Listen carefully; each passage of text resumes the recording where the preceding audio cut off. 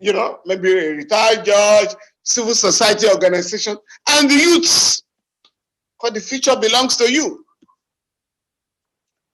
State governors are going to have human rights public complaint committees in each of the states. The federal government has earmarked $75 billion, what they call investment fund for the youth. And some of the state government are going to employ young people who are on the street, or your state has started, or your state has announced that it's going to create 5,000 jobs. And if you have 5,000 jobs created by 36 states and Abuja, you know what that means? But let me say this, and this is why we must never be tired. The government, the report of 2018 that has never been implemented, the government has now said 37 police officers who violated the rights of Nigerians are going to be tried. 2, 24 police officers who engage in extrajudicial killing are going to be prosecuted. 22 others are going to be investigated. Lagos alone has already charged about 24 police officers whose cases might have been thrown to the dustbin. Who say you have not succeeded? But let me now leave you with what will surprise you. Nigeria has one of the most comprehensive human rights law regimes in the world, on paper. And that is the challenge I'm going to throw to all of you. Because if you do not know your rights, you cannot know how to fight for them. This country, this our country, under the Administration of Criminal Justice Act, no Nigerian, under the Constitution, no Nigerian shall be detained for more than 48 hours without being taken to court. If you are not going to be taken to court, the government must go to court to get an order to detain you. So you cannot be detained at the pleasure of the police or the army. 2, if you get to a police station in Nigeria, the police will tell you, must tell you now, these are your rights under the law. Number 1, you are entitled to contact your next of kin. If you do not have a phone there, the police will give you a phone and buy credit at the expense of the state. 3, no Nigerian shall be arrested for a civil wrong. Your landlord can never arrest you as a tenant because that is a civil wrong. No Nigerian can be arrested in respect of land matters. No Nigerian can be arrested in lieu of a criminal suspect. The question of, oh, we are looking for a father. We can't find the father. We arrest the son or the daughter. That belongs to the past. What are the other rights? You are not bound to make a statement in a police station. If you do not want to make a statement, you are not obliged. In a police station, before you answer any question, you are entitled to a lawyer of your choice. If you do not have a lawyer, if you are an indigent citizen, the law says the police shall inform the legal aid council to get you a lawyer at the expense of the Nigerian state. The final one, there are many, a legion of right. But let me tell you the final one. And this is where the lawyers and the judges have a lot of blame when it comes to the rights of Nigerians. Section 34 of the Administration of Criminal Justice Act provides that at least once a month, every police station in Nigeria shall be visited, shall be inspected by a chief magistrate designated by the chief judge. Every other detention facility of EFCC, ICPC, armed forces, and the rest of them shall also be visited once a month. The point I'm making, if monthly detention centers are visited, you can be sure that no Nigerian will be in detention for recklessly for more than 1 month. But as we are gathered here, I know Nigerians who have been in prison, without trial, who have been in detention, police custody, for months without trial, because such inspection is not carried out. Once the magistrate or the judge visits, he or she is empowered to grant bail there instanta, or order that the person be taken to court, or order the release of the person absolutely. I'm therefore going to leave you with this message, that the law is on the side of the Nigerian people. What we now need to do, and we're working to get a pamphlet produced of the rights that have been recognized by the Constitution and other laws. One of you may ask me, can I say in the police station I'm not going to make a statement? Won't they torture me? Torture has become a criminal offense. It has been criminalized since 2017, but Nigerians are not aware. Some of us have shouted as experts. If you torture a Nigerian today and it's proved, the penalty is 25 years imprisonment. If the person dies, you are going to be charged with murder, and the family members will be entitled to compensation. So if all these rights are already guaranteed by the Constitution and other statutes, what is therefore left is how Nigerians are going to organize themselves. Neighborhood area, every ward, there must be a human rights committee, every ward in Nigeria, to protect the rights of everybody on the basis of these rights that have been granted. Let me conclude by saying, don't be deceived by those who say, oh, this is not a national agenda. I've told you, I can tell you, I've been taking part in the struggle in this country for decades. Let me assure those who are protesting that this is one of the most pan-Nigerian struggle that we have ever witnessed in this country. The governor said, this is a Southern Africa, and that we don't have trouble in the North. The largest crowd ever witnessed in this alleged looting of palliatives was in that state, Jos. You also had a massive protest in Jos. We are protesting Kaduna. We are protesting Kano. We are protesting Adamawa. We are protesting Kogi. How dare you to say that this struggle is sectional? Therefore, I want to thank you, the organizers of this program, and all of you are participating. Please resolve at the end of this program.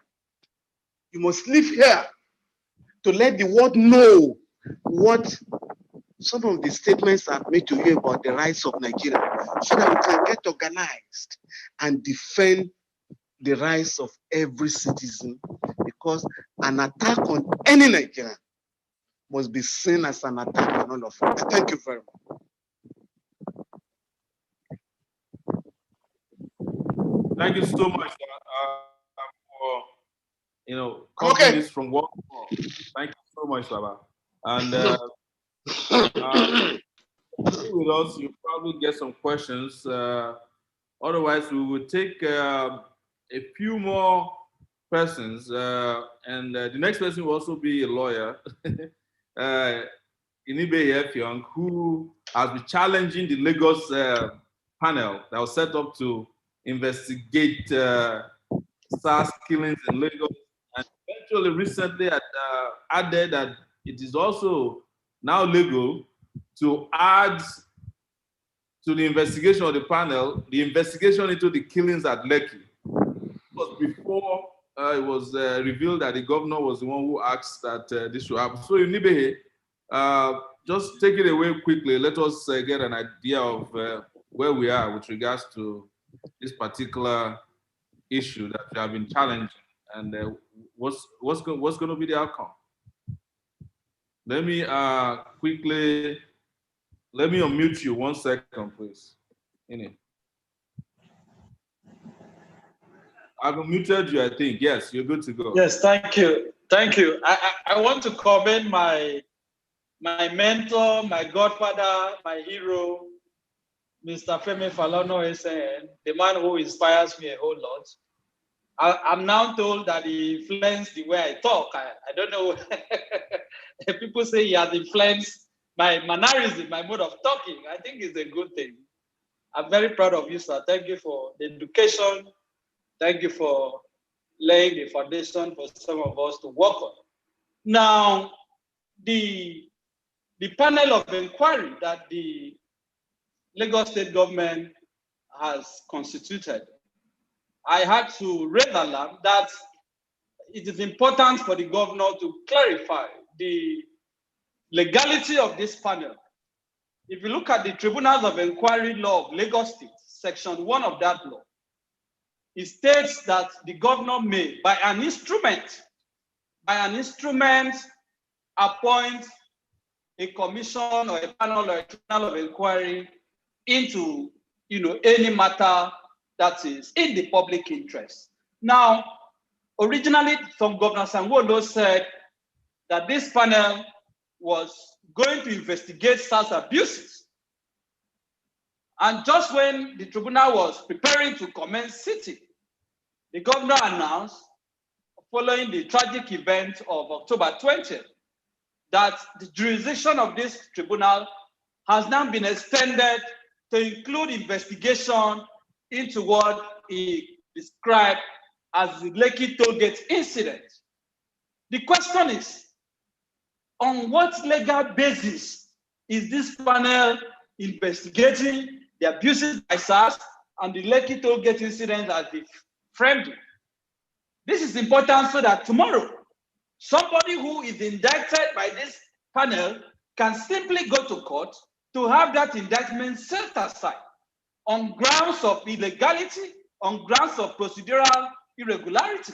If the law says the panel should be set up by an instrument, why has the governor not published the instrument by which this panel was set up to clearly show the terms of reference of this panel? I don't think that is too much to ask for. Let the instrument be published, which is why I took the initiative and sent a freedom of information request to the governor to ask for the certified true copy of the instrument that set up the Lagos SARS abuses and Lekki Tollgate incident panel. I am still waiting for a response from the governor. I have also requested that the governor should avail me of the certified true copy of the instrument or the executive order or directive by which the curfew of 20th October was imposed. The reason is this. The governor earlier announced, for those of us who were in Lagos, that the curfew was going to take effect from 4 p.m. And before 4 p.m., it was revised by the governor to commence by 9 p.m. And as it has been shown, this attack at Lekki Tollgate started at about 6:50 p.m. The implication, therefore, is that as at the time this attack took place, there was no curfew in Lagos State. There was no curfew. So it is not correct for anybody to say that the protesters were attacked for violating a curfew. You cannot violate what does not exist in the eyes of the law, which is why I am saying that the governor should avail me of the instrument by which that curfew was imposed. This is also important for lawyers and petitioners who are going before the tribunal to make a case. They should be able to refer the tribunal to the instrument that imposed the curfew to make a case that at the time this attack started, there was no curfew in Lagos State. Again, the Lekki Tollgate incident is said to have been captured by CCTV recording. The governor Sanwo-Olu has also attested to this. Nobody has seen the record. And as far as I am concerned, if people are going to make representation before the panel, they should have the opportunity of seeing what was captured on video to assist them in making their case. So I do not understand why till now these videos have not been published. It raises serious questions. So beyond the legality, I am also encouraging us, beyond Lagos State, across the 36 states, for the states that these panels have been constituted, to insist that governors should compulsorily publish the instrument by which they are setting up these panels. Otherwise, these rogue officers may be indicted tomorrow, and they will simply go to court and have their indictment and the resolution set aside by a court. Secondly, or furthermore, it is important for all of us to insist that all the states that have set up these panels should also set up an amount of money as victim support fund. Only Lagos State, to my knowledge, has set aside the sum of 200 million naira. Otherwise, what is the point? What is the point of setting up the panel when we know that governors themselves do not have power to implement whatever findings are arrived at? They will still have to hope and depend on Abuja,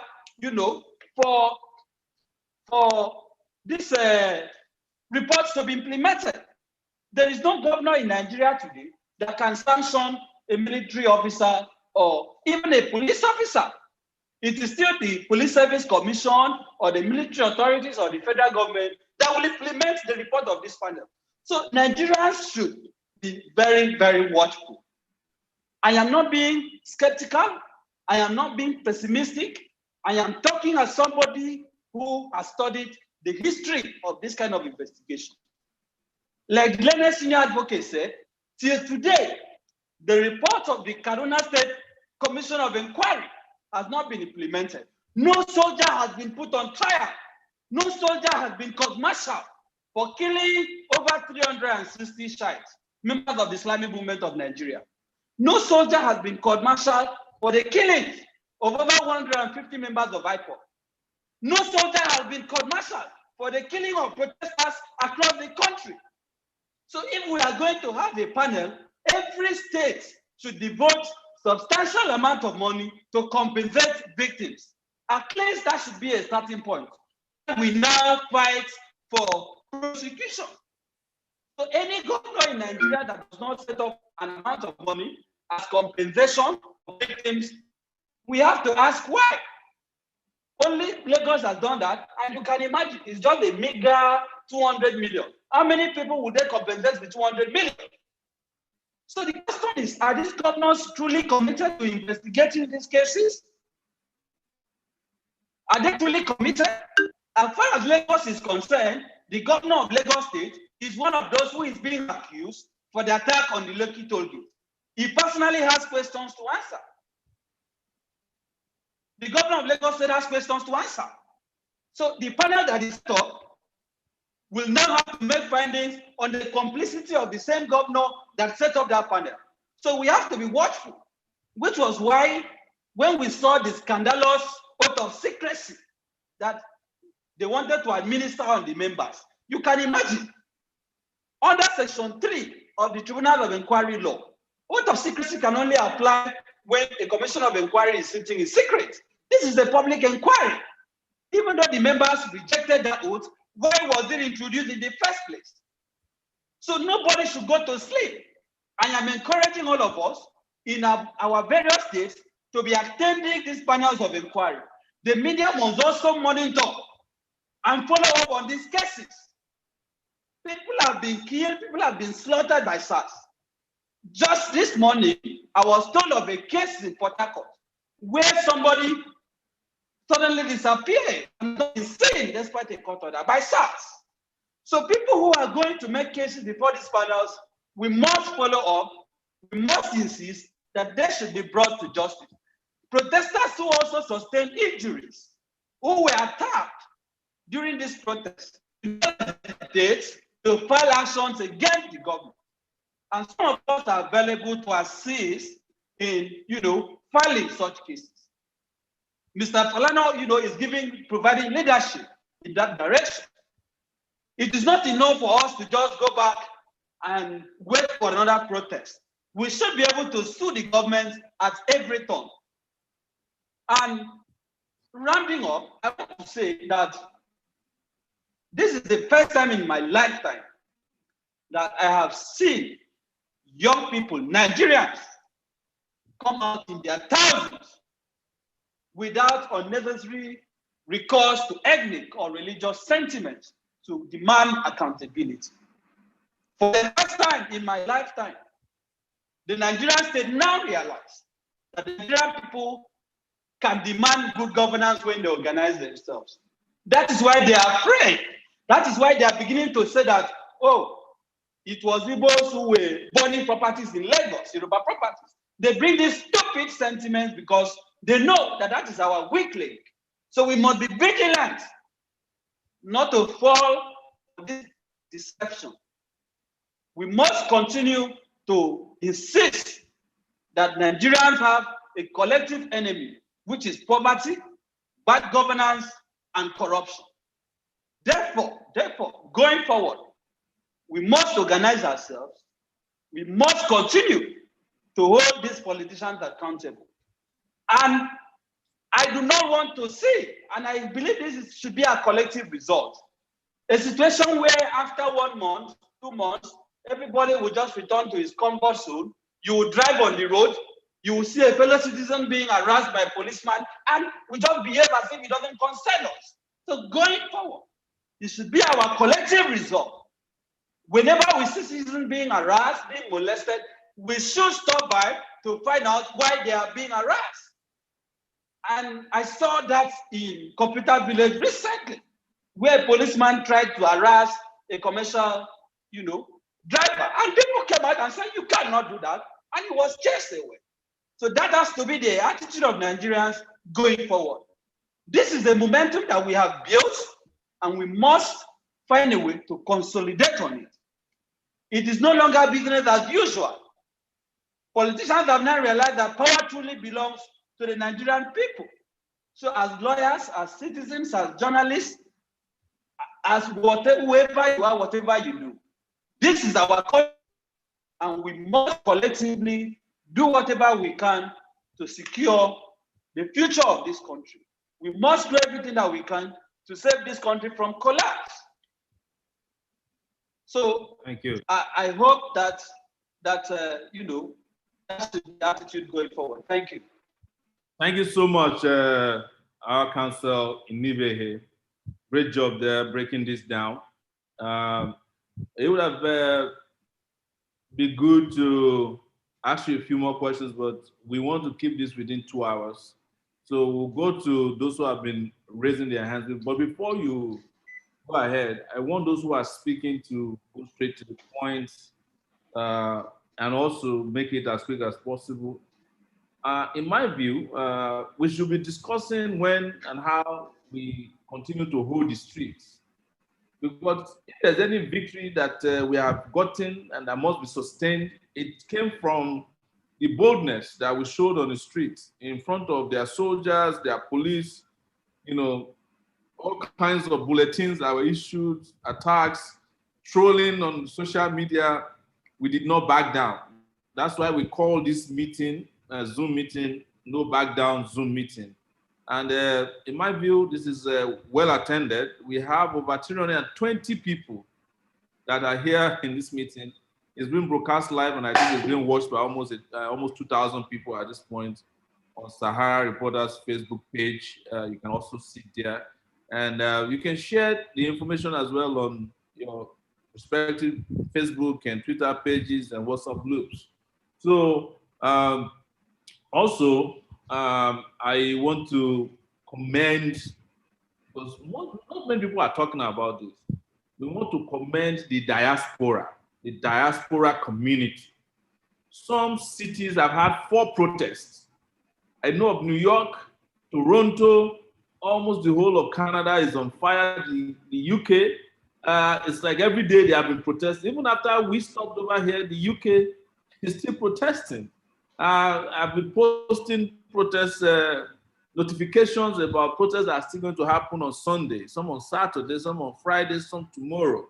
We want to commend our diaspora community. They have become our own international community. Imagine if we didn't have the diaspora and we're waiting for America and France and Britain. Some people are sharing their page on this. This is wrong, please. Kindly stop it. Don't share your desktop on this place. I don't know who is this. It says Dembele. Please do not share your desktop on this place. Please, can you please stop sharing your desktop? Thank you. Please don't do that. We appreciate that. So we must thank the diaspora. They have become our new international community. We don't have to wait for the government of United Kingdom anymore, or Britain, or Canada, or US, or Australia. They have become our collective commonwealth of nations. So I think Baba want to say something quickly. Let's unmute yourself. You say you want. Ms. Falana wants to say something very quickly. Well, thank you very much. Yeah, thank you very much. I just want us to be very careful that we don't swallow hook, line, and sinker the language of the ruling class. We have to be very careful that we do not we don't adopt the language of the ruling class. For instance, they are talking of looters. Who are looters in Nigeria? Who are murderers in Nigeria? Money has been set aside to build a hospital because that money was stolen. People are dying in their thousands, if not millions. Money has been earmarked to build roads. The roads are not built, and people are dying on our ill-maintained roads. So, and nobody calls them murderers. Because what they are doing is genocidal. Secondly, this regime, the Buhari administration, published the list of looters twice. Has published the list of looters twice. The PDP has also published the list of looters, as its members of the APC. And those are the real looters, those who have criminally diverted billions of naira from the public treasury. Secondly, the people they call hoodlums during riots are the people that they use as thugs during election.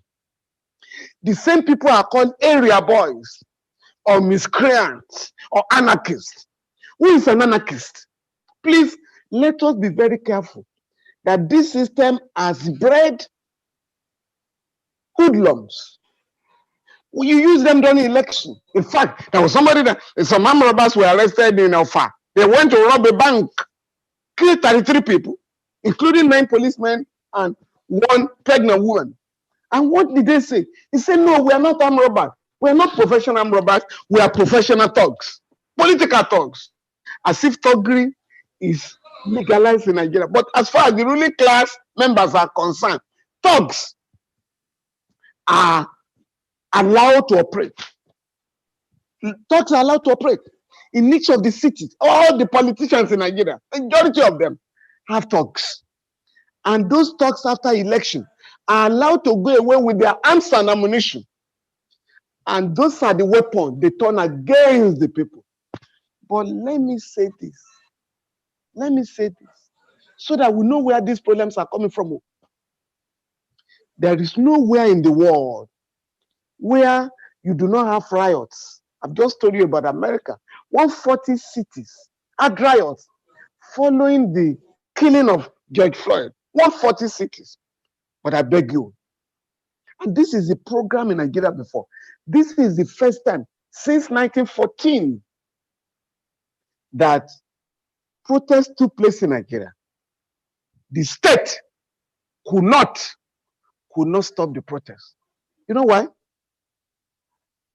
Sure, and many of my colleagues here, you have taken part in protests here before. There is not one that was not dispersed with tear gas if they wanted to do that. But our country does not have a canister of tear gas in most of our police command. Abuja had a few that quickly exhausted.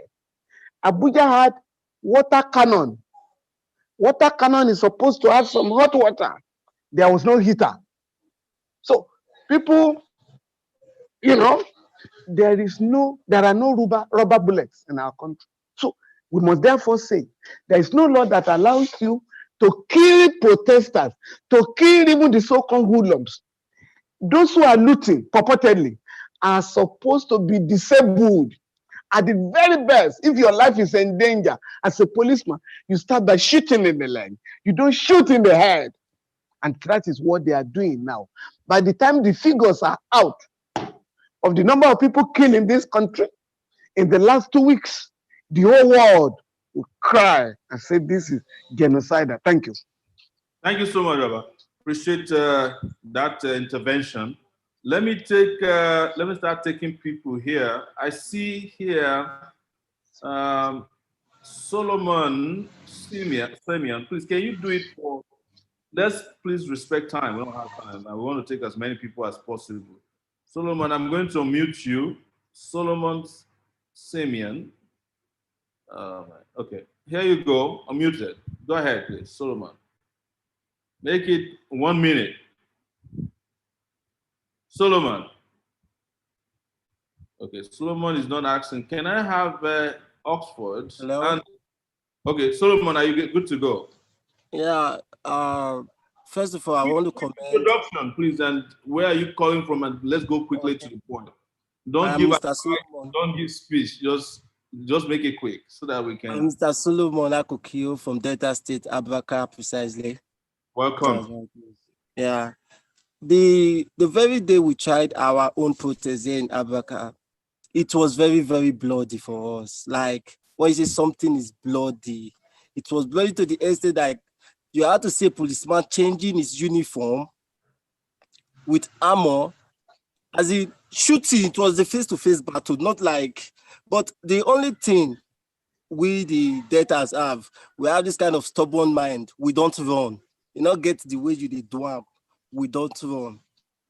Then when the curfew was imposed, because the last time during that COVID-19 issue, when they imposed no going out, the police and the vigilante, they used it as a source of means to make good money. Like they extorted money from citizens bloodily. So when this curfew was imposed, because of the fear of the protest we did that week, the police and the vigilante had to hold meeting that they should not risk their life coming out to extort money from anybody. So because of that case, even the curfew did not work in Abaka here because they were all scared. My main point here is that let's reorganize, let's organize ourselves again. Thank you because so the much. thing really worked out. The thing really worked out here in Abaka. The thing worked out 100%. So that's just my point. All right. Yeah, Oxford Anderson, please hit it. Oxford Anderson, if you're there, I've unmuted you. Oxford Anderson, we're not hearing from you. In the absence of Oxford, I'll go to David Oberaifor. David Oberaifor, if you're there, please take it from us. David Oberaifor Udo. David Oberaifor Udo. I've unmuted you. Good evening. Make it quick. Thank you. Evening. Good evening, everyone. I'll be very, very brief. I want to congratulate everyone for their efforts they put in so far in this struggle. What I just want to say is, one, so far so good. I just want us to have two main focal points. One is strategy with which we can work. And secondly, to have at the back of our mind, if we are fighting to get a revolution, there's a high probability that we might not get it. Is it possible for us to enforce some few policies, which we know even if we're unable to get a revolution now, but by 2023, if we have people we want to go for any political position, the electoral bill would have been passed, and we'll be able to vote our people into, in a free and fair election, into power. You know, it's going not something that happen overnight, and there's probability few results. So my own is we should get strategy as regards how the protest should go and how we can work with maybe have a synergy with other groups. And secondly, to use this struggle to, if not get a revolution, at least get some policies, especially the electoral bill. Thank you. Thank you so much, Brother David. Let me go to, I hope the Secretariat is taking notes. There's someone from the Secretariat taking note of all these comments and questions. I have Ayodele Thomas here. Yes, we're taking notes. All right. I'm taking notes of. I've muted you. Ayodele Thomas. Ayodele Amos. Please, take it away. Yeah. I didn't have Ayodele Amos. Doesn't look like we're lucky with you there. Okay, Ayodele Amos. Sorry, I'm trying to Hello. mute. Okay, yes, Hello. Ayodele Amos. Yes. My name is Adole Mosolawoye. All right. Whatever I want to say, I've been sending it through this platform. And I think if it is fully digested, Okay. so all what is my mind have been sent. What I see is that the governor of Lagos State should be held responsible and should be tried. He should be recalled from that position of the governor of Lagos State to answer the question, to face the charges of genocide, human life, taking of human life, and all sorts of things. And by the way, you can see what happened in Osun State when the governor said all those that looted food items, the hungry people that looted food, that carried food items, asking them to take it back within 72 hours. In fact, it was a drama. The youth returned to him that all the looters of Osun State, since the beginning of Osun State, should first of all return all their loot to the central bank nearby. In fact, I appreciate, revolution have started. We have to continue. The struggle continues. The struggle continues. As Martin Luther King said, one has a moral responsibility to disobey unjust laws. So we are not criminals. So thank you very much. That's my submission. Yes, I have Etuk Pekin. I think I've muted you. Etuk Pekin. Etuk. Oh, it seems like I haven't. It's kind of difficult to mute you. Okay. Let me do Lekon Idowu. Lekon Idowu, I've unmuted you. If you can take it away. Yes, hello. Yes, please. Hello. Let's do really quick, sir. Thank you. Yes, I'm really curious. Is there any way we can make alternative youth movement or something like that? Like a radical system, like an alternate youth government, something like an online way of like a side government. Is it illegal or something? Like we need to be radical. Exactly, like a shadow government online where we can already have people we trust and know and a system that's working. We need new ideas for these old heads. So even if we can't maybe put in the press to make them, sit up and get curious, something. Thank you. That's going to be noted. I think there are a couple of hands from people who are directly involved in different states during the protest. Can you mention them? Yes. And you can also unmute them. Do you have okay, so yes, here we have I can see Victor from Benin. Okay, Victor. I can see Victor here from Benin. Can you unmute him and so that he can? And if your system is now, you can take it over for now. Let me just quickly excuse myself, and I'll be back in 2 minutes. Okay. All right, Victor, you can unmute now. Okay, thank you very, very much. Thank you very, very much. I'll go straight to the point. Make your point. Preventing. I think our organizational structure from the top is really, really poor. We did a good job on the 1st of October because we had a central reporting system that could monitor every state at a go. But after that, I think that central reporting system failed us. And that's why there are lapses everywhere because I'm still feeling the brunt of this protest.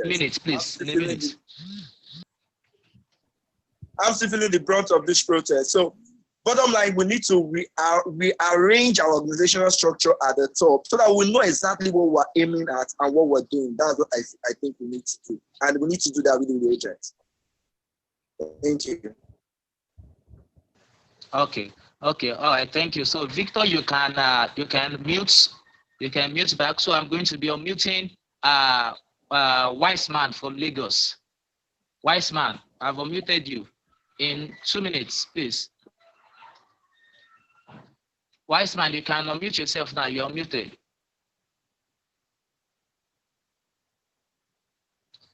You're unmuted, please. Okay. Well, if Wise Man is not if wise man is not ready, I guess okay, there is Chidi. I have omitted myself. Okay, all right. Please go on. Yes, with what we have from Lagos, what we have decided to do here, we have met twice in Lagos, and I think we met the third time today. We had the press conference. Is that there is a need for us to also network at all the barricades. Like in Lagos, we have over 1,000 places where people block the roads. At each of those places where people block roads, we need to look for at least one person that coordinated each of these roads, whether they call them hoodlums or what it is, because of the fire next time, we must be prepared. Because one of the things that is most of us have not been talking about is that when the state unleashed terror on us, it was only the people who already had terror in them before that were able to return back the terror to the state. And that's what the state now later called hoodlums. They are the people that the state later called hoodlums and not the rest. For the sake of political education to all of these comrades, there's a need for us to network all of these people. And the general clamor for a new Nigeria is a clamor that we should all work on. And that is why the new Nigeria networking all over the country, which we have seen today with this meeting, is what we need to keep sustaining. Have a working secretariat all over the country, you get it, and keep all of this on board. And then, as we meet today, there's a need for us to generate a newsletter out of it, even if it is a 4-pager newsletter out of today's meeting, and through different platforms and the rest, because we need real political education. Thank you so much. Okay. Thank you. So, please mute yourself, wise man. Mute yourself. I'm going to be unmuting Emiola Solomon from Oyo State. Emiola Solomon, you're muted. Please fire on. Emiola Solomon, are you ready? I've unmuted you. Please fire on. Okay, if Emiola Solomon is not ready, I guess I would have to unmute someone else. Hello, good evening. Okay, good. Hello, Emiola Yes, Solomon go on, please. Speak from Oyo up. State. This is just my little contribution. I think now we need to embrace the new trend of new Nigeria, as Comrade Wise has said, and also our core charter, we've neglected it. This is the time we need to preach the gospel in it, so that the people will see the names for the new political party that has just emerged, which is AAC, because we've been derailing from our course. Along the line, as we are pushing Revolution Now agenda, we ought to be pushing the party also, so that the people will now see AAC as a third force now, ready for people's liberation. So if it can be possible for us to do a flyer for that, the charter, then we should engage people one-on-one to educate them, to know what they are really fighting for. Many people just came out to protest. They don't know what they are protesting for.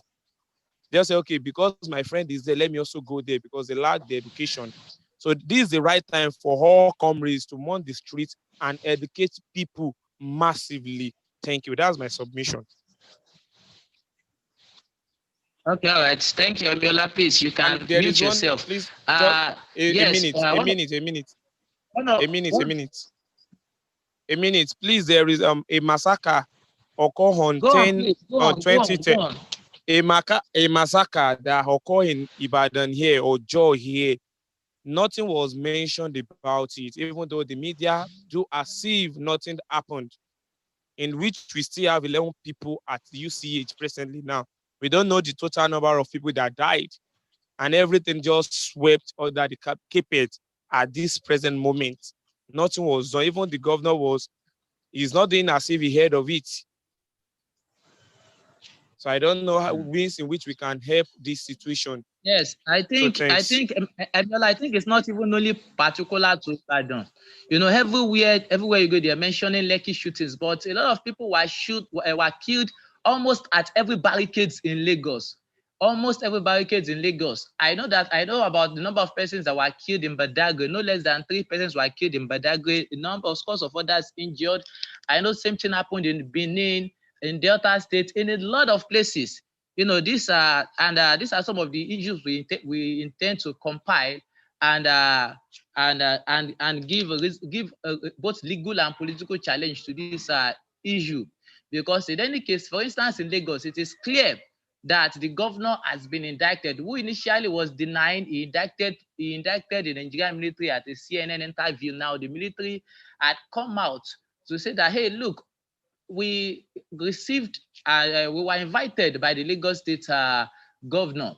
And for some of us, probably we may not be aware, there is a section of the armed forces called the OPMISA, which is not only funded by state government, but it also received directive from state government. And out of about 36 states, currently about 26 states, 26 states have that department of the military called OPMISA that helps to do very dirty job for the state government. So also one of the things going from that down to the issues you raised regarding the court charter. Yes, in fact, going through the chart, it has become an agitation that an average Nigerian should have access to the court charter. During the protest at the Alausa barricade, we produced massively the colored version of the court charter, and we circulated it at the Alausa protest. That was the best that could be done. So, but I believe that now we need to mass produce, to circulate physically across the country, and also send in the form of newsletter. You need to send it in the form of newsletter to all subscribers. So in case if you have not subscribed to our newsletter, you can do that at revolutionnow.ng on the website. Subscribe for our newsletter so you can get to receive the court charter in soft copy. And you can as well help us share the content of the website as massively as possible, so we can be able to reach more people with the court charter. So now I'm going to be, thank you, Solomon. I'm going to be unmuting Chidi Wanyao from Canada. Sorry, you are Dr. Chidi, you are muted, please. Dr. Chidi, can you go on, please? You are muted. Okay, so seems Dr. Chidi is not ready. Let me unmute someone else. Michael Fabumi from the UK. Michael Fabumi, you are unmuted. Please fire up. Michael Fabumi, you are unmuted.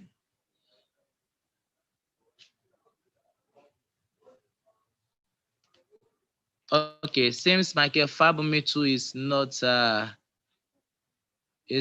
ready. So let me unmute randomly now. So there is Etuk Pikin. Where is Etuk? Okay, I unmuted Etuk. Can you go on, please? Okay, thank you very much, comrade. But seriously, permit me, let me go on straight pidgin English so that I can hit the nail sharply.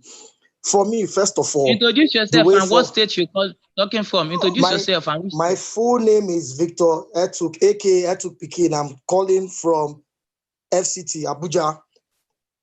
All right, okay. Quickly, let me go straight to the point. I don't talk this thing severally in our forum. Severally, what I want us to do, what I want to do, make we try get lights or showery in every state. One. Secondly, I have also suggested that if it's possible, these people, these politicians, they get templates. If we can be sponsoring bills, if we can be lobbying for things for youth also, because when you sponsor for bills, we go get voice, we get a representative, we get to come as a team, put money together, they sponsor what we want from there. we'll get there. Another, thirdly, I want to make we find a way, introduce something like legal studies in our primary and secondary schools. By that, we can educate every student. Otherwise, we'll be going around in circles in vain, because these same politicians, they recycle whatever they do amongst themselves. And like, again, we all know 80% of these politicians, they don't sell their souls to Babalawo, to the devil. So in order to defeat them, they get a club or a boni or a group. If you want to become whatever, you need to belong in this our own group or whatever we're doing. Is it not possible for us to have an account, put money together, sponsor, build, influence whatever we need to influence, so that our voice could be heard? And like, again, Mr. Showeri asked, the way forward, instead of relenting, so we don't prove something, it has not stopped. For me, if they leave me alone, we go politician house one by one, begin slaughter them and their family. With that, they go no say we mean business. All those plenty grammar, they speak for newspapers, speak for TV, speak for forum, So sorry, Tommy, sorry. Yes. Victor, I will have to go for someone else now, because at least let everyone has 2 minutes. Okay, have I exhausted my 2 minutes? So please, you can mute yourself. So I'm going to call in Rita English, please, 2 minutes, so that we can have, so that to straight up to the point, please, straight up to the point. Rita English, you are muted. Good evening, please. Can you hear me? Good evening, everyone. Please, can you hear me, please? Yes, please. Go ahead, please. Go ahead. Okay. I'm sorry, my video is off. Okay. Now, what I really want to say here is that no matter what thing we they talk for here today, without unity, we cannot achieve it. Are we hearing me, please? Without unity, we cannot achieve. Without unity, we cannot achieve whatever we are talking about here. I am very happy about the issue of the palliative that Nigerians just saw now. If you notice, the whole governors in Nigeria or the leaders, they all unitedly agreed to serve us, even though the foods were meant for us. The ones from the north did not say, I'm a northerner, my Quran will not permit me. The ones from the south, the whatever did not say, my Bible will not permit me. So what I'm trying to say is that I want us to start speaking one language. Whether you are an Hausa, whether you are an Robo like myself, whether you are Nijo, whatever, in as much as you are a Nigerian, it is high time you start seeing yourself as one. And what really scared this government was the unity they saw at the answers. Who believed that? Who believed that? Nobody believed that, but things are happening. So my people, unity is all we need. Thank you very much. Thank you. Yes. Thank you, Rita. Thank you, Rita. So I'll be please help mute yourself, please. Mute yourself. All right, no mute problem. yourself, I'll do please. that right away. I'll do that right away. Thank you. Can you please let me just clarify something? All right. Yes. Because somebody just spoke now. We are okay, please. Yes. Passing to the world, and somebody just said that we should be going to politician houses to slaughter people. That is not our position. We do not endorse the killing of anybody, whether it's a politician or non-politician or military officers or police officers. Our organization, our movement, and this group as a whole, as far as I know, do not endorse extrajudicial killing or murdering or slaughtering of anybody. We just want to clarify that before it goes to the rest of the world, because if we don't change that position here, we are broadcasting to make that clarification. Yes. It might be accepted or assumed that is the position of our meeting here today to ask people to go and be slaughtering politicians.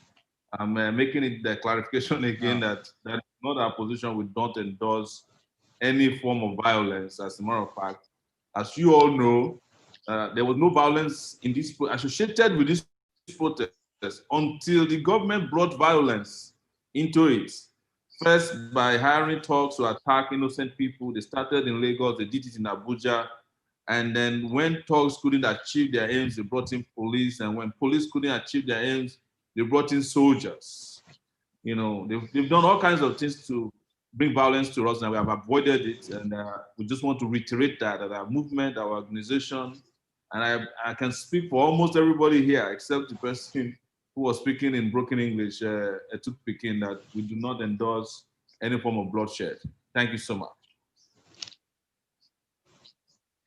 Yes, thanks, Abba, for the clarification. Yes, in fact, the protests that happened over the past few weeks had been very, very peaceful until the government started deploying thugs to disrupt the protest. So let me let me recognize Moses Andrew from Abuja. Moses Andrew from Abuja, please, you are unmuted. Moses Andrew, go ahead, please. Moses Andrew,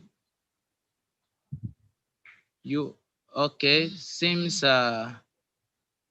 Moses Andrew himself is not here now. Can I recommend that we Nare is on. She's in the US, and she just, if you can just okay. let her. Okay.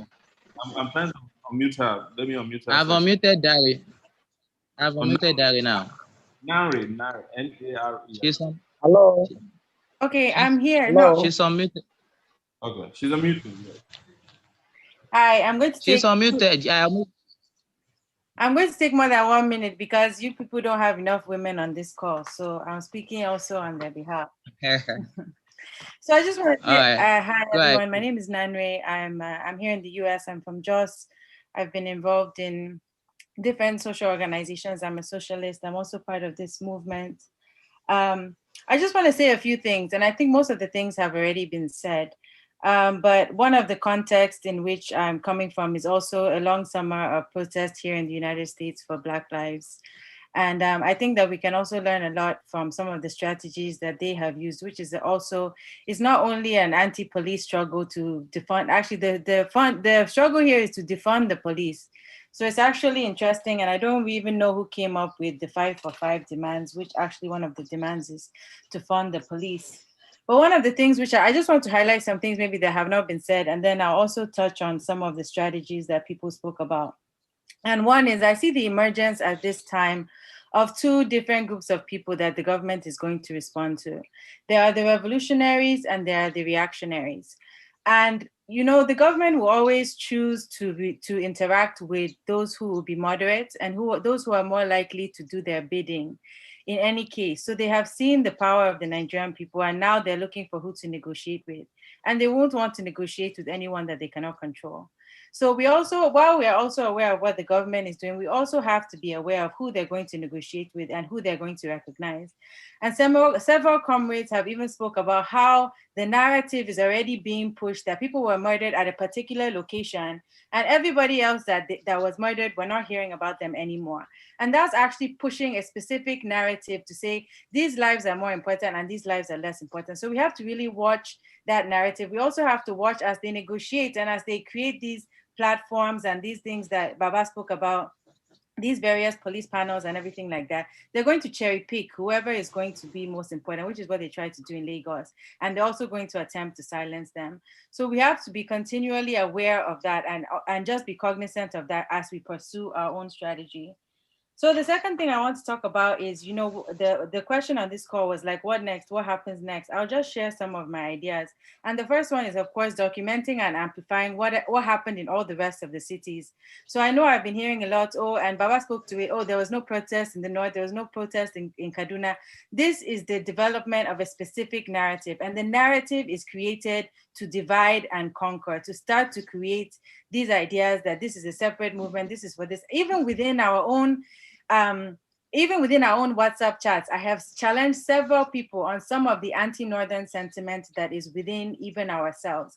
And this is very, very important because if we're really going to build this movement and strengthen it, we have to also get rid of those sentiments amongst ourselves and also challenge ourselves to develop a counter narrative. So documenting and amplifying everyone that was killed on every street, in every place, every name, and telling their stories, publishing their pictures. It seems very small and mundane, but this is what they're going to do. They will create, in any situation, remember, they will create who the heroes are, and they will create who are not heroes. So we have to focus on that. Secondly, in building the movement and strengthening the movement that we currently have. Several comrades have spoken to how we need to really go very local and develop structures. Some of the states are already strong and the structures are very strong, but some of the states need stronger structures, and even some even need completely new structures. Because as was said, many people came to the protest. You know, I work with the youth in Jos. Many of them came, some of them don't even know what's going on. So now there's even a sensitization campaign about what are we even protesting about. And it's a ripe time to bring out the core charter of demands. Now, the charter of demands are very heavy. We have to also break those down in a way which can be simplified. We need cartoons, we need artwork, we need to translate these into multiple languages. We really need to make the demands accessible. Secondly, the strengthening of the movement. I've spoken when I started about the involvement of women. This has historically been a challenge in Nigeria and globally, but we cannot run this without the involvement of women, and young women in particular. And they are there and they are ready, but they might not be ready to go to the streets. So how do we recruit them? How do we retain them? How do we make sure that when they come to the movement, they don't risk abuse, they don't risk being harassed by members, they have a safe place to come and interact, even if they don't want to go to the barricade. There's a role for everybody, and there are multiple roles in the movement, not just at the barricade. So I just want to promote that we have to have very decentralized, localized structures. And these structures must also engage in massive education, training, political conscientization, and recruitment. Very important that when we're out there on the streets, when you're at the barricades, the recruitment needs to happen, and it needs to happen continuously. Oh, come to our meeting. So there has to be regular meetings. Like here when people came to the protest, we approached all of them and we said, okay, please come to our meeting, because after a few weeks, nobody came again. After a few months, you couldn't find those people. But if you're able to get them and get their phone numbers, or even tell them about your meeting and the meeting location, because even now, that's one of the things we're struggling with in Jos is, oh, where is everybody that came to the protest? Because it was truncated in such a way that people didn't even take each other's numbers. So they're just now finding each other. So that massive recruitment needs to take place. And then in terms of our demands, we need to figure out these structures. Somebody once mentioned the shadow governments, and that is something that we can think about. We need a Ministry of Information, we need a Ministry of Strategy, we need a Ministry of Finance. We need to actually have all the mechanisms to build a very strong structure, both at the national level and at the local level. And I'm new to the movement, so maybe all these structures exist, but and I don't know about them, but they can always be strengthened. And especially I know at the level of the local, they can also be strengthened. So that is my submission. I've taken more than my time. Thank you so much, Nare. I think you made absolute sense here, great sense, and I'm glad we have you to hear from you tonight. The only thing I want to correct, which is I've not seen beyond, I've participated in a lot of protests over 30 years, including in the US when I was there for 20 years. I think the level of participation of women, especially women in our own movement, is very high in this particular protest, both at home and abroad. Some of our women who were injured are still receiving treatment in Lagos, in Abuja, in Kaduna, and other places where women participate. But we can always improve upon all this. When this protest get a little bit intense, women can become targets, and I think that might have led to why you see less of them as protest. But in Abuja, where I participated, I went to certain protests that had more women than men some days. So this is encouraging, and we must keep it up. Juwon, permit me to take another lady. I think her name is Oluwatoyin Precious. Yes.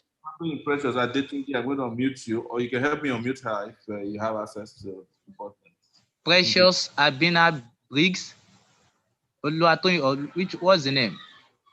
Oluwatoyin Precious. Oluwatoyin Precious. Oluwatoyin Precious. Yes.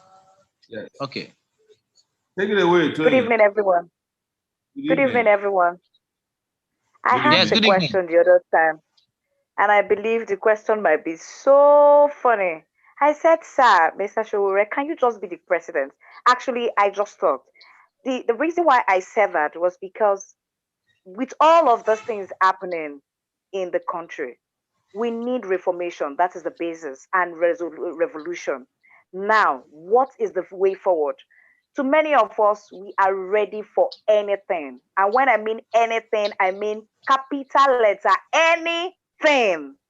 Anything. So the way forward now is what everyone is anticipating to hear. So, sir, please, we need the way forward. God help everybody. Thank you. Thank you so much, Tony. And I think everybody should take a cue from you. You just say what you had to say and you say goodbye. Thank you so much.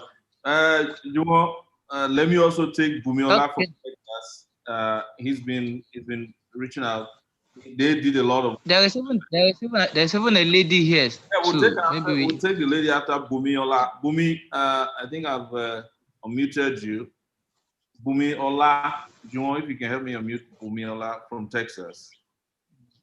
Bumiola, yes. I think I'm on mute. Okay, yeah, he's unmuted now. Okay. And if anybody can find Dr. Chidi still, I think he's in hiding somewhere in Toronto. We should bring him on. I've tried unmuting him, but he wasn't speaking. I guess was. Go ahead. Let's do this quickly. Oh, okay. Yeah, thank you for the opportunity. I really want to appreciate the opportunity to speak here. Again, I'm very confident with the leadership of this group. I appreciate Mr. Femi Falana and Barrister Effiong kind of opining. So really, really proud of the leadership here. But I'm not going to spend a lot of time I only have about a minute. But, everyone have essentially spoken about everything from the original October 1st revolutionary protest to the NSAS protest to the Lekki toll gate shooting, and then the aftermath. With the aftermath is what we're dealing with right now, which basically, the food pantries is what I want to call it. Leaders hoarding food from citizens, which is probably one of the saddest thing anybody can imagine. But anyway, that said, the only 2 points I want to make here today is just one, to bring encouragement that first of all, let me just say I'm based in Dallas, Texas, and I'm not in Nigeria physically, obviously, but just bring encouragement that globally we are all, Nigerians in diaspora are all supporting, every effort being made by people in Nigeria to basically free themselves from the shackles of this, I don't even know what to call them, monsters, right? The past week, I've been participating, encouraging, pushing, dragging post-protest in Dallas, Houston, everywhere, I could.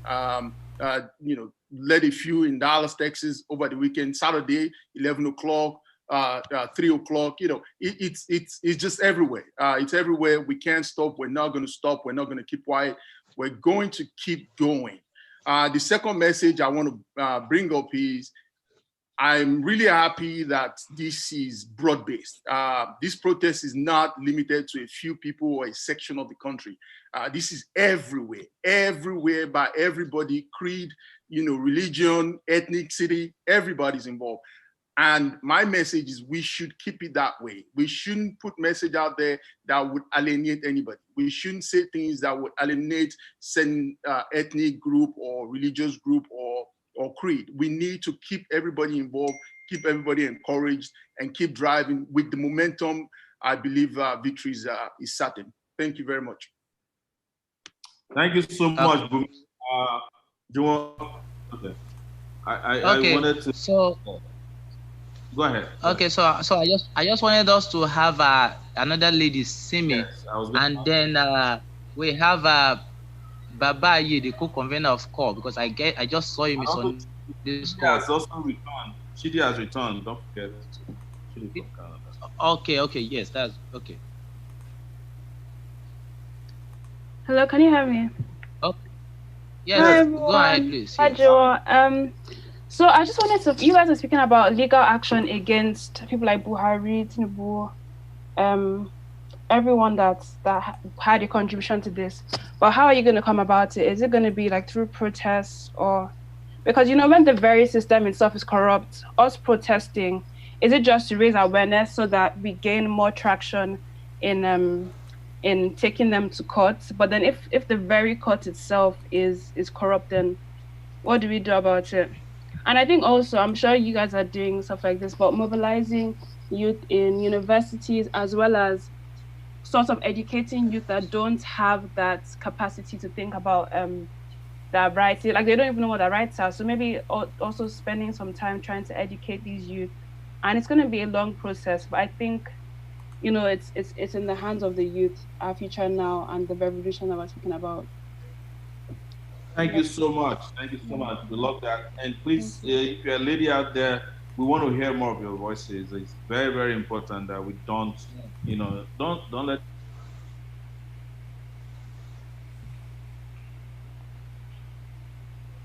anybody fighting you. And don't be said. I was in Abuja throughout this period, and I saw a lot of ladies, young ladies, and I've never seen that many young people before. Even when folks attacked, they didn't run away. So let's keep having that. I've seen a lot of young ladies and men in diaspora anchoring this movement, and I can't even, I've lost count of how many cities where this protest took place in Nigeria and across the world now. So let's keep pushing. I think Dr. Chidi is still back, but you want to take Baba here next, please go ahead, take it away. Yes. Okay, Dr. Chidi. Okay, I hope Dr. you guys. Chidi, you are muted already. Okay, I hope you guys can hear me. Loud and clear. Yeah, loud and clear. Okay, thank you very much. Big ups to everybody. I just want to say that from this side, from the get-go, we already knew that the diaspora was going to be the last line of defense. So we already set out knowing that the day will come when we will be the ones that will continue this thing when there's a pause. And so now that there's a pause back home, we already mobilized ourselves. We're having protests in Canada, in every single city in Canada, and we are disturbing them. We're disturbing the TV stations, we're disturbing the parliament, we're disturbing fellow blacks, because we indicted them. We said when there was George Floyd, we all came out, and now it's happening in Nigeria. Why are you guys not doing anything? So we are doing all that. But one thing I want to tell us, especially those of us in the Revolution Now movement, I don't want us to begin to buy into this narrative, because they started it. We have to realize that there's different people in this protest. There are people who are real. There are people who are still APC members who are with us, and they started trying to intimidate us. Anytime we talk, they say, "Oh, you people are trying to hijack the thing." We must never give in to that. We knew we were already prepared for this. The people that are there right now, they just woke up, and I was trying to tell them, you guys are sleepwalking. We were awake like so many years ago. So we know you're sleepwalking, but we're not going to bow down to any intimidation.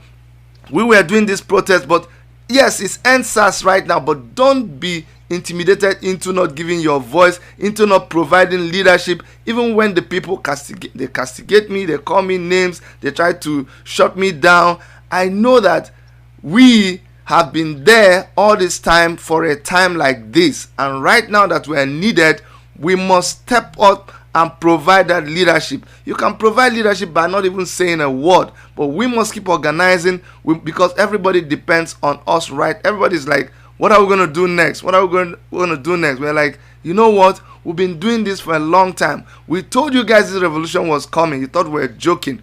Now it is upon you. When we started talking, you said, keep quiet, keep quiet. But now you're needing us to talk more. We are the people who will face this thing fire for fire. We were made for this. We were prepared for this. And this is the time not to back down. We from Canada will keep supporting you. We'll keep holding it down for you guys, and I will keep encouraging you to keep doing what you're doing. Thank you so much, everybody. Thank you, Shore. Thank you, Juwan. Thank you, all the comrades. We're keeping it down for you guys here. Thank you. Need me to let Bridget speak, Juwan, if you don't mind. She's been reaching out. Bridget, okay. Bridget, please take it away. Okay. Good evening, everyone. I am so glad, and I'm just so pleased that I was able to catch this group on Twitter and to register to be on here. What I just want to say very briefly is that there's a great organization going on, lots of things, but we really need prayer backup.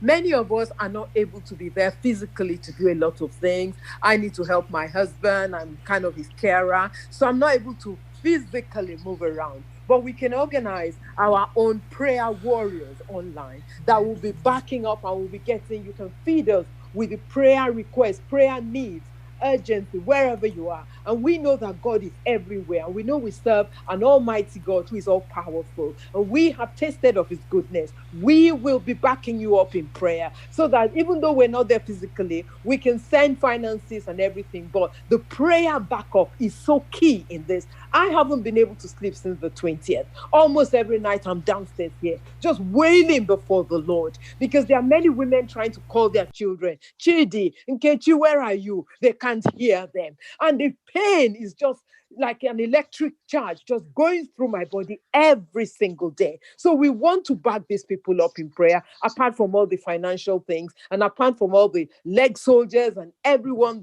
whatever everyone is doing is fantastic. But I'm just suggesting we would like to be part of the prayer group. God bless you. Thank you so much for this opportunity.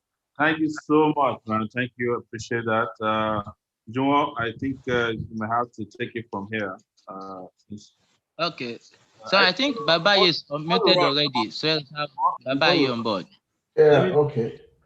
Well, as this movement unfold, what kept coming to my mind was Frank Fanon's position in The Wretched of the Earth, that every generation will out of its relative obscurity discover its mission, fulfill it or betray it. It is quite clear that this generation has discovered its mission from the obscurity of the earlier period of, what can they do beyond watch Big Brother Nigeria? But there's always a context within which that discovery, that self-discovery of a generation takes place.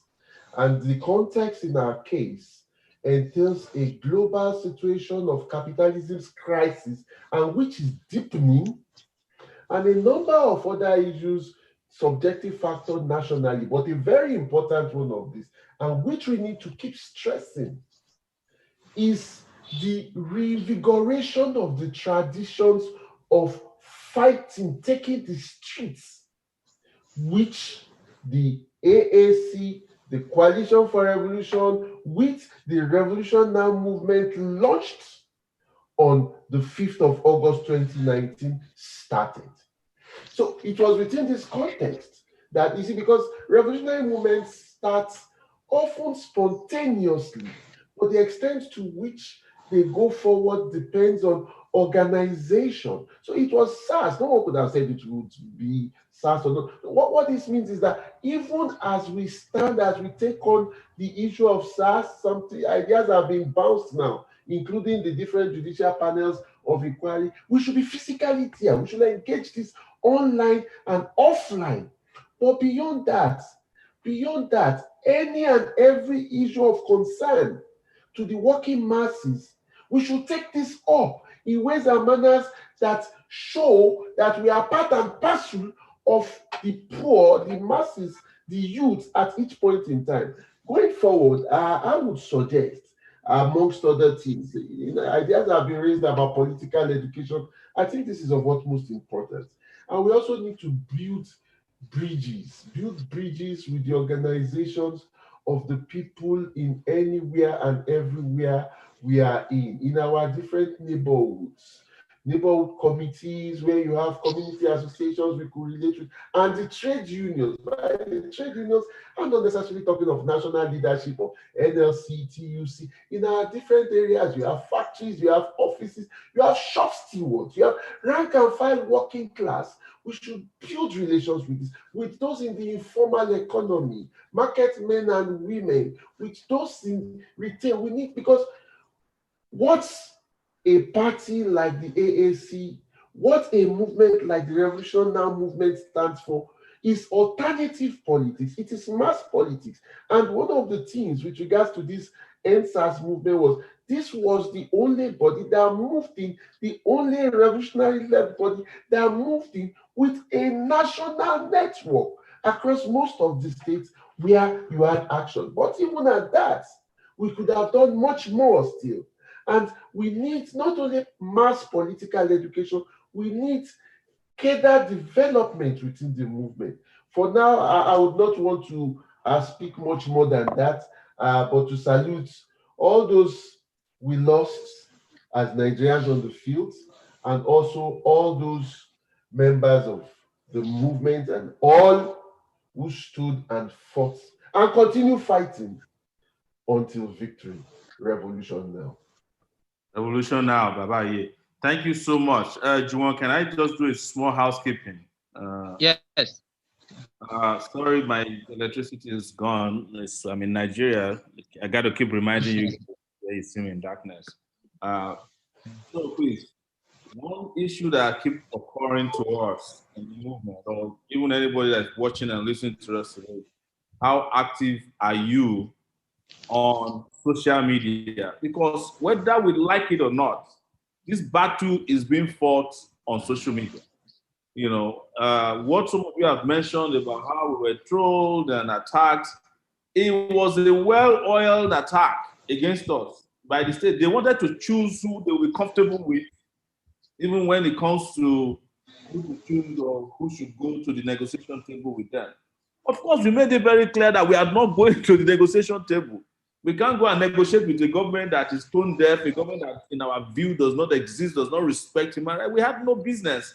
But even while they were saying that we wanted to hijack, we are a political party, they were promoting political parties, they were promoting candidates. Some of the candidates that are promoting are political parties that were being promoted into, they were trying to fool people, did not even participate in the protests. They did not participate, no, they sat at home. But they invested money in social media influencers to promote all kinds of narratives. At the point, and this is very real, and this is something we must understand, at the point they were promoting positions that will make it easy for the government to assassinate those of us in revolution now. They were pinpointing us, accusing us of things we never did, so that to soften us as a target in case the government decide to go home, which they eventually did. These are very important, but in a lot of ways, we are missing in those conversations. Please, if you are clear, if you have not joined Twitter, join Twitter. If you're on Twitter and you are when you are pushing your hashtag for insights or any governance, don't forget to put revolution. Don't be afraid and don't be ashamed to state your position. Don't be ashamed to wear your clothes. You know, because all kinds of people are wearing their clothes. Some people will wear gather to protest, some people will wear their underwear on their head. We don't question it. Why should anybody question putting on our own regalia? Well, that is what I want to say, but the social media presence needs to be strengthened for us, because otherwise we will not be able to control some of the narratives that are out there about even our own participation. If we didn't have some kind of media presence, they were going to deny that we didn't participate in this protest. They have well just done it. But look at where we are today in terms of even organizing. We were the first to organize in this country an online protest on Zoom that had over 500 people. Today, on this program, we've had up to 320 people participate at some point, and over 2,000 to 3,000 people watching online, on Facebook in particular. So please don't be ashamed, don't be afraid to keep the conversation going. So Juwon, let me hand over to you at this point. And don't forget that we need to start wrapping up because we're supposed to do 2 hours. It's running to 2 hours and yes. Almost 2 hours. It's almost past 2 hours now. Thank you so much, guys. I appreciate it. And let me hand you over. So I think I'll be proposing that we round up. I think I'm proposing that we round up in the next 10 minutes. That's by 6:30. Let me propose. So that's going to be my proposition. Let me propose that you take Oludare. He's in Texas, above Jordan. I saw his and you know. Okay. Oludare Ogunlana. Okay. Okay. Oludare Ogunlana, you are unmuted. Hey, thank you very much. Congratulations to young people. Like the young lady said the other time, so it's a challenge of young generation. and you have to drive the struggle like we did. I think at age 24, 25, all of us, Shore and Co. So we're leading student movement. Unfortunately, student movement did not lead this kind of struggle. But let me assure you of one thing, that you are not alone. We are giving voice to you wherever we are. We are able to talk to the big government in the world also to understand what is going on. And for those who are responsible in our own way, also we make sure that they are punished for that. They will call you looters. They will call you different kind of things. Presently, there's a riot going on in Pennsylvania. People are looting. Anytime there are good things, when there's a breakdown of law and order as a result of irresponsible leadership, which of course we have in Nigeria today, then you expect something of that nature to happen. During the June 12 initiative, you have seen people soldiers firing shot and just decapitated somebody, remove his head. We've seen so many things. But the reality is that truth passes through three stages. First, it's going to be ridiculed. Oh, revolution will never come. It's going to come. Go and Google their names. Tinubu, Buhari, all of them. At one point, they said they've anticipated that what is happening now is going to happen in this country. Now they ridicule it. Now it's going to be violently resisted. But the reality is that it's going to happen at the end of the day. So I wish you guys all the best. Aluta continua, Victoria Asada. We're with you. Yes. So thanks a lot. So let me, Said Hosseini, you've been raising your hand for a while. So let's unmute, please, in a minute. Okay, I think Said Hosseini is not here. Okay, there is Donadolu. Donadolu, you are unmuted. Please fire on. Thank you so much. I'll just come up on my video because I want to make a show right In 1 now. minute, please. 1 minute. Okay, very quick one. I'm still in the office. I have to wait in the office just to be on this meeting. Now, it's very clear that the youth consciousness is out there. But I beg to differ a bit because I've heard one or two things that have been said here. You know, I specifically think that in 2023, I don't want to see anybody above 50 years old in any position in all of the 774 local government. But how this can be achieved, I just say this one thing: it has to be strategy, and this strategy doesn't have to embrace just being doggedness. It has to be us working as wise as a serpent. We have to be strategic, and it's very, very key. I'm sure in other subsequent meetings, I'll be able to explain more further what I mean by this. I'll just leave this time for now. Revolution. Thank you. Okay. All right. So let me recognize Tayo Hackins. Tayo Hackins, you're muted. Tayo Hackins. Okay. Tayo Hackins. I'm unmuted. Good evening, everybody. Can you hear me? Yes, loud and clear.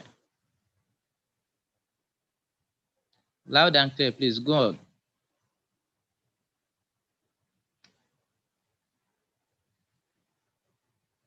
Okay, I think he's offline. I think Tayo Hackins is offline. So, okay, go ahead. Can you hear me? I can hear you. Yes, we can hear you. We can hear you. Okay, thank you so much. So what I was saying is that I think what we have to do next, I've heard a lot of speakers spoken, and I think they would have spoken whatever I would suggest as well. But in the end, I'll just say this. We need to be active on the social media. Guys, we need to be active on the social media. Twitter, Facebook, anything. We need to be active on the social media. I've spoken to Comrade President many times. We need to be active on social media. There's no way to go about it. We are in 2020. We are in 2020, where whatever happens in Philadelphia right now is going to be heard in Australia. Whatever happens in New York, where I am right now, is going to be happening, it's going to be listened, it's going to be heard in Soweto, in South Africa. Number one. Number two, finally, we need constant meetings all the time. We need to be talking all the time. We need to organize all the time. And also, we need to liaise with other revolutionaries or seemingly revolutionaries. So we have a lot at hand. We have just started. The journey has just started. For those of us who have been in the student movement for many, many, many years, and we are now even abroad in the diaspora, and we know what is going on, we know that the journey has just started. Please, it is not hallelujah yet. It is not alhamdulillah yet. It is not Allah yet. We are getting there. It is a constant move. Thank you so much, House. And my revolutionary regards to all the comrades and to our comrade president. Okay, all right. Thank you. So before I recognize Kingsley Robin, I want to add that if you intend to volunteer in any capacity, especially to work within our social media space, you can just go on our website, Revolution Now NG. Then you see a spot where you're going to click to volunteer in any capacity. So if you're interested in volunteering for the social media, just go on our website, click, it will refer you directly to our WhatsApp group for the social media team. And same thing for every other team you intend to join and function. So please always make it an habit to constantly visit the website for updates and a number of other things. So Kingsley Robin, I will be unmuting you now, and so you can fire up in 1 minute. 1 minute, please. Good evening, all comrades. Good evening, all members, ladies and gentlemen. This is Kingsley Robin. I reside in Lagos precisely, and the lower parts of Lagos, basically. All right. Most of the things I would want to comment have actually been mentioned, and which is what part of what the last speaker said in terms of constant meeting. Because one thing I find out as a person is that we are Africans, we are actually quick to forget things. Okay? Now everybody is agitating for revolution, we are agitating for a better Nigeria. Now, 2 years fast forward to this time, everything down, go back to the cocoon. And then at 2023, these guys will still come out again with their frivolous activities in terms of how they can extort from the world, from the citizens, and then find their way back into power. So constant meeting, constant sensitization, as others have actually said, should be a paramount case. And then a strategy should be put in place such that every one of us, every youth in this country, young and old, because from my own interaction with several levels of persons, they are all tired, both young and old. And then I think it is time for us to constantly put them on the limelight so that come 2023, we are going to get what we actually aim for. Thank you very much, and God bless each and every one of us. Thank you, Robin. Thank you, Robin. Before I recognize one more person, I want to emphasize again that in line with the direction of this discussion, we all know that the government killed several protesters everywhere, not just Lekki, across nooks and corners in Lagos, every protest ground across the country. So in case if you know anybody or have any proof of these killings in picture, in videos, and documents, please send it to our email, contact@revolutionnow.ng, contact@revolutionnow.ng. Send them to us. We are doing documentation of all harassment, rights violations, killings during the NSAS protests. And even if you have some before and after, please feel free, because I must tell you there are a number of stories where policemen are generally abducting notable faces, and it is, I can tell you for free, it's happening in Lagos particularly, and I'm sure it could be happening elsewhere. So please, if you have any evidence in pictures and in videos, send them to our mail, contact@revolutionnow.ng, or you can just contact us via the website, revolutionnow.ng. So I will be recognizing just one more person. It's 6:30 already, so I would take a response and observation. Oh, sorry, I'll take someone from Abuja. So where is he now? Moses Andrew. Again, Moses Andrew from Abuja. Yes. Good evening, everybody. Thank you very much for giving me this great opportunity. Yeah, many of the points I wanted to raise have been discussed, so I will just go straight to the one that have not been that emphasis has not been laid on, which is educating the non-English speaking people that most of the time these politicians normally use against us. Like some of those tongues, they are not social media, they don't even know what is going on. Really seen them with this Nokia touchlight phone. You know, some of them don't even understand English. They don't have access to internet. So I think it is high time for us to strategize of how we can educate them in knowledge of why we are fighting in the three major languages of Igbo, Yoruba, Hausa, and other languages. Please, thank you. Okay. Yeah. Thank you. Thank you, Moses. Before you run, please, Okay. before you run, kindly let me intervene on behalf of a 17-year-old boy who has been part of this and participated in protest. You saw a lot of these young guys, and we must let them speak. What is happening in their own circles? And his name is Awomoyi. I have tried to unmute you, William. Can you please take it away? Take 1 minute so that we can wrap up. Hello, thank you for this. Firstly, I just hello. Thank you for this. My name is William Awomoyi. I live in London, England. Firstly, I just want to say that I'm proud of everybody here for coming together and collectively fighting against oppression. In my assessment, I have a two-part plan that I think we need to take. So the short term is obviously the government, the federal government. How can we react in the short term to what they're doing? But the long-term issue that I find with Nigeria from an outside perspective is obviously the godfather issue. So, you know, you have numerous godfathers and cabals in Nigeria which have power, and probably the power exceeds the government's power. And we need to work on how we can reclaim that power and reclaim that economic capital that certain godfathers have. People like Tinubu, etc., that shouldn't really be having as much power as they do.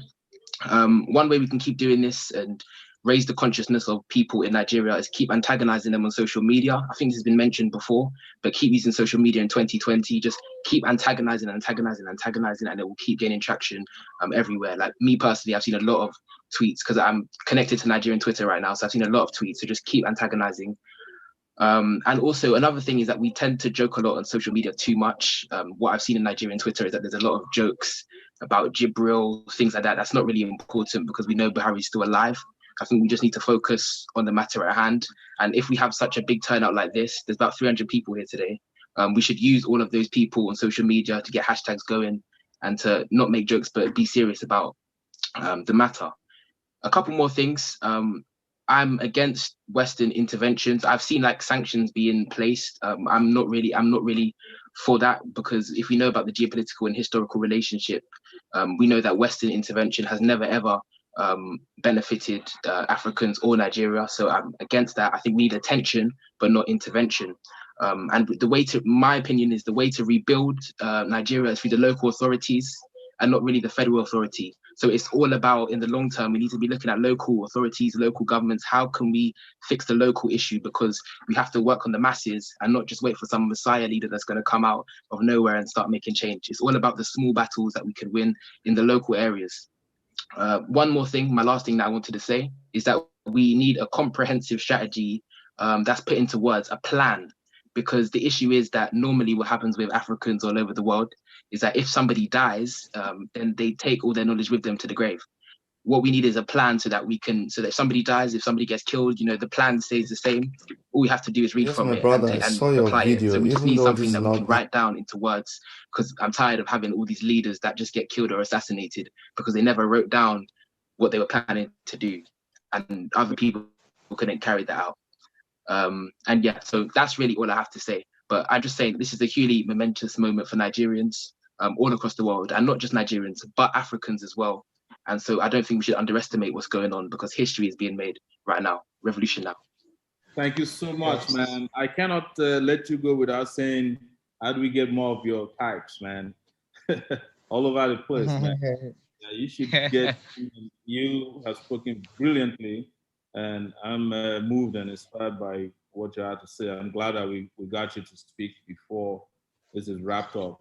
Juwon, also let me add, because while we are at this, one of the things we wanted to achieve tonight was to say what's next, right? And I hope you speak to that based on the collation of all the views we have.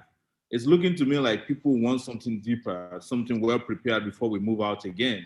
So we might need to propose another date for a new meeting, so that we can decide. For me, I think we should start planning when we go back on the street, because the only thing these people respect is the power of the streets. You know, you can imagine just within 2 weeks, as Mr. Falano has said, things that they have done. Suddenly, 75 million, $1 million is available for youth. You know, now they want youth to be represented in panels. Suddenly, but we know that all of this is a charade. They just want to do it so that this will go away, because they calculate that Nigerians are forgetful, we have short memory, and our capacity to hold on to this kind of level of resistance can be very, very minimal. But they got us wrong this time around, and we need to keep this going. I should inform you guys that while this was going on, they revived my case. Suddenly they said they want to try me, and I went to court, and they said they should revoke my bail. They didn't succeed in doing that, but it was part of the plan to see if they can intimidate us into silence. That is not going to happen again, and nobody should be afraid. And I want to, before I leave this to Juwon to wrap up, I want us to, start thinking about when we mobilize and go back on the street. What we need to do, as Raf said at the beginning, is have rallies that are located in specific places across the country, massive rallies, and we should keep having these rallies until the country is liberated. So thank you guys so much for coming. We started with about 300 and almost 320, yes, people. 320. Yes, up to now we're about 197. I guess people are just dropping off based on internet availability, electricity. Some people have to go back home after work. Thank you all for coming, and please let's get back together on social media. My social media assets are well known to you, but if you don't know it, Yele Showore is my Twitter. Yele Show is Instagram, and you can find me on Facebook as Oshowore. That's facebook.com/Oshowore. Let's follow each other, And those people, like our brother said, Awuni said, let's stop joking about things. These days I get irritated when people come on my page and say, follow me back, I follow you. This is not a follow matter. This is a serious matter, So please, but this happened because the original people who are supposed to be doing the commentary and pushing narratives are not on Twitter. So you leave it for people who are just there for the sake of fun. Thank you, guys. I say Aluta Continua, Victoria Asata, Revolution now. Victoria Asata. So now. What we normally do is we allow our participants to say something at the end. So I've unmuted everybody, whomever is left, but you can wrap up and let them sing Aluta song. Oh, wow, my gosh. Hi, can I say something? Revolution. Forever. Solidarity forever. I want to say something though. Something.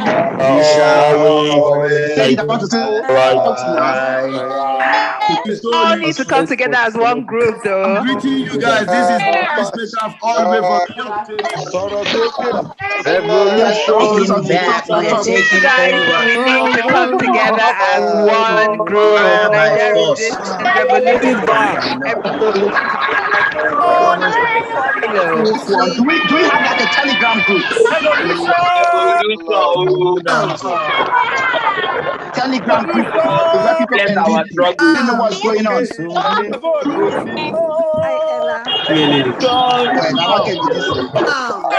you. Nigeria. Revolution. Mr. Shore, please check your inbox.